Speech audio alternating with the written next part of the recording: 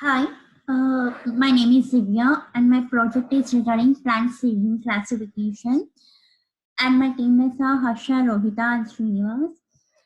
Plant seedling classification is to determine the species of a seedling from the image.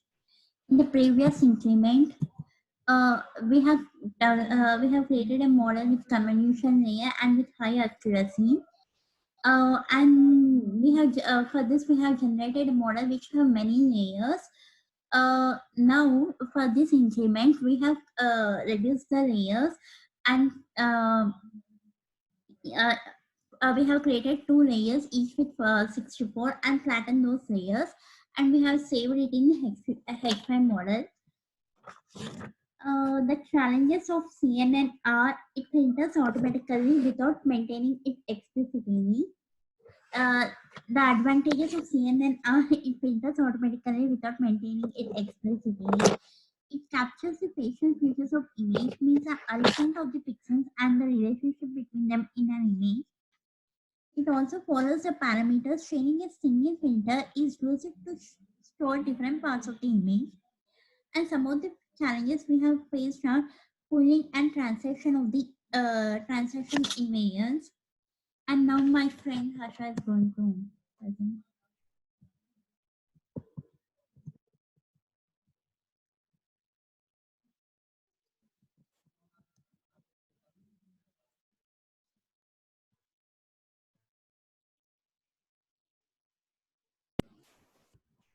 Thank you.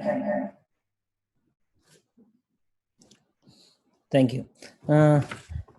Now, in this increment, what we have done is we have increased the we have decreased the layers to overcome the overfitting, and then we have saved the data. I mean, output file into file dot rsc dot res dot csv. Before saving this, we are going to add the arguments dot np using np.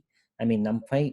We are going to create a we are using argmax function and to store the results, and these results will be written into the data frame, and these with the help of pandas function, and then we are going to save into the res a csv file with the name res. And the csv file we can see in the side column, that which it shows the all the file names, and it shows the species which it has which it has discovered, and we got a 92% of accuracy by this model. Coming to the visualization part, we have done a project, I mean an application which can help us to predict the models with the random images. In the validation set, we have only the standard images, and we can't give the random images. But by using this application, we can able to predict the same we can use our model, which as Divya said, we have converted the model into the .h5 file, and we have used that .h5 file for predicting the plant images or weed images. For this, this is the UI we have created, and this is the button. Here we are going to choose the file, and then we can choose the file from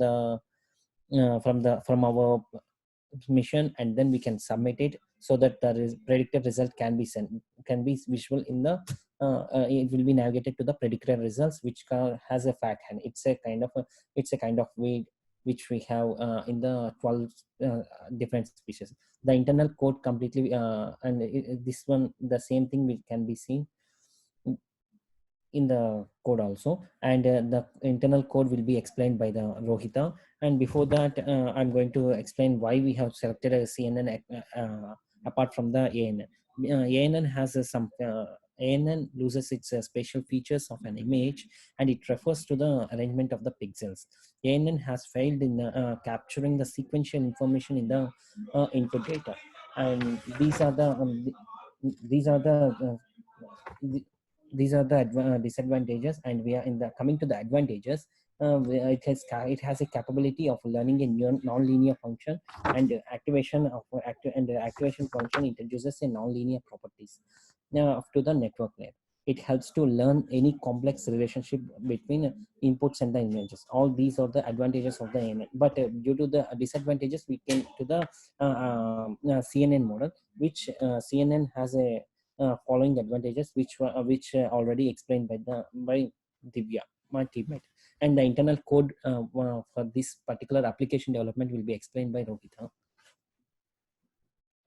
Thank you, Rohit. You just can carry on. Thank you, Harsha and Divya, for giving an overview of what we have done in this increment. So, as Divya explained, we have found out that if we add more layers to our model, it is getting overfit, and we are not getting the correct results predicted. So, we have decreased the layers to two layers of 64 filters each, and then and with a dropout of 50%, that's and previously it was just 10%. Now we have increased the dropout as well to 50%. And then we have also flattened the we have added a flattened layer where the 2D image is converted to 1D.